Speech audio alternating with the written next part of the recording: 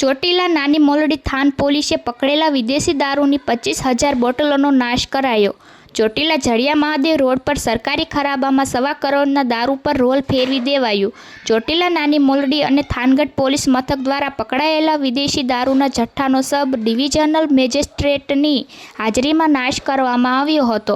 આ અંગે પ્રાપ્ત વિગત મુજબ ચોટીલા પંથકમાં પકડાયેલા દારૂના નાશ માટે Chotila sub divisional magistrate ST. મકવાણાના અધ્યક્ષ સ્થાને ચોટીલાના જડિયા મહાદેવ રોડ સરકારી ખરાબામાં ચોટીલા પોલીસે પકડેલ 18,507 નાની મોલડી પોલીસ સ્ટેશનના 778 અને થાનગઢ પોલીસ સ્ટેશને પકડેલ 6,548 બોટલ બડી કુલ 25,833 બોટલ મળી કુલ રૂપિયા 1,08,33,000ના મુદ્દામાલને સરકારી ખરાબામાં પાથરી તેના પર રોડ રોયલ ફેરવીને નાશ કરી દેવામાં આવ્યો હતો।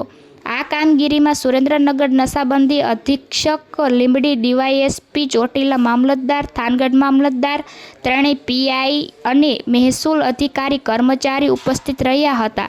અહેવાલ Rohit R Jatapara, Diu mirror news. Hi, હું છું ક્રુઝિન સિંઘાનિયા। આપની આસપાસના સત્ય સમાચાર જાણવા માટે જોતા રહો દીવ મિરર ન્યૂઝ અને હા, લાઈક અને સબસ્ક્રાઇબ કરવાનું ભૂલતા નહીં। Thank you.